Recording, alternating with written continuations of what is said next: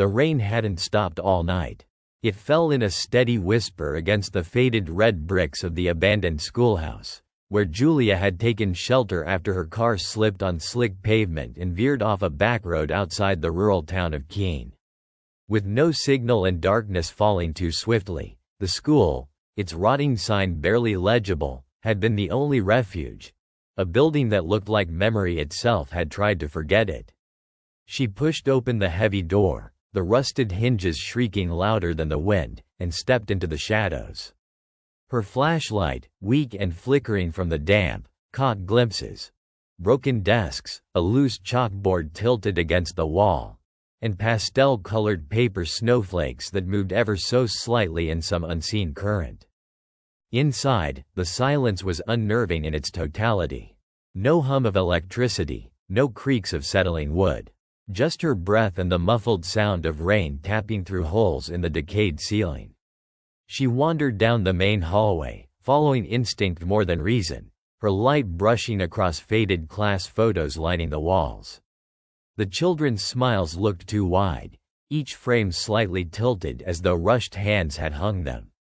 She paused at one picture, grade 3, Mrs. Detheridge's class, 1987, and felt a creeping tug in her chest. The name sounded faintly familiar. One child's face was smudged beyond recognition, the ink around it blurred like tears. Julia blinked. Had that shadow moved just beyond the end of the corridor? She turned quickly, catching only the tail of something slipping silently around the corner. It might have been a curtain drifting in the breeze, if there were windows for that. Her breath began to quicken as she walked faster, now unsure if she'd truly seen anything at all. Memories, half buried by time, began bubbling unpredictably to the surface. A papier-mâché owl, the smell of paste and pencil shavings, a voice calling her name in a sing-song whisper, as if coaxing a frightened animal closer. But she hadn't grown up in Keene, had she? Her mother had once mentioned something, just a place they'd lived briefly, for a few months when she was small, but Julia couldn't recall being here. And yet, turning into what had once been the teacher's lounge, it all felt deeply and irrationally familiar. The lounge was empty except for a lone chair in the center of the room. A child's chair, bright blue plastic with stickers peeling off the legs. It faced the corner, not the door, as though expecting something to appear from a crack in the plaster. Julia stood frozen, unsure whether to speak. Her light flickered again, just long enough to cast dancing shadows along the cracked linoleum floor. On the wall above the chair, crudely scratched into the paint, were the words, "I told them I didn't do IT." Her throat tightened. She wasn't alone here, not just in body, but in memory. A noise behind her, a soft shuffle, like a sock scraped across tile. But when she spun around, there was nothing. Just the hallway stretching into further darkness. Compelled by something she didn't understand, Julia returned to the hallway and passed a doorway labeled library in curling golden lettering. Inside, the room lay in disarray. Books moldering in collapsed shelves, pages torn and scattered like feathers after a fight. The air was thicker here, heavier somehow, and she could almost hear someone breathing. This breath didn't sync with her own. It rasped and faltered like a voice unpracticed, unused in years. Her flashlight dimmed, the beam narrowing until it barely reached beyond her outstretched hand. Then she heard it. The gentle patter of footsteps above her, too small to be an adult's and too deliberate to be a rodent. She glanced up. The ceiling tiles above the reference section were displaced, not falling, but lifted slightly, as if something tucked just above them was watching. Feeling her sanity begin to fray, Julia stumbled back into the hall and found herself drawn, almost magnetically, toward the staircase leading to the lower level. It descended into wet blackness, the smell of mold intensifying with each step.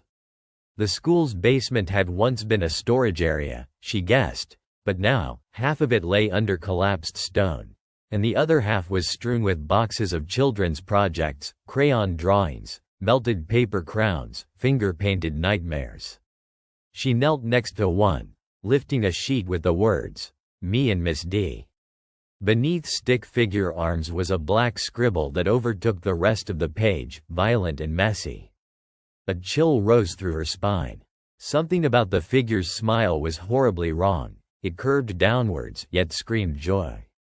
A door creaked open behind her with exaggerated slowness.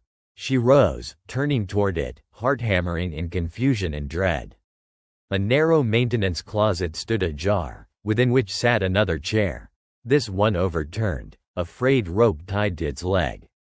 Scratches lined the inside walls, some letters carved deep, others barely visible. She never left. The phrase repeated again and again, pounded into paint, into plaster, into permanence. Julia stepped backward, trying not to make a sound, but her heel crunched glass, sending a sudden silence through the room as if even the air held its breath. A child's voice rang out, high and fragile, echoing through the basement. "It's your turn, Miss Detheridge." Julia froze. No one had called her that in decades. Not since she'd taught here, if she'd taught here. Had she? The timelines didn't make sense. But that voice, that name. It cracked something open inside her. A memory not remembered but relived. She saw faces, frightened children, accusations, a panicked escape, or removal. Long buried, now unearthed. Her body began to tremble as dozens of small footfalls echoed from the hall. The basement door slowly began to creak shut on its hinges. She ran toward it, screaming, but it locked before she reached it, sealing with a finality that shook the walls. Then she heard them, whispered in chorus, impossibly young and unbearably close. "Now, class can begin."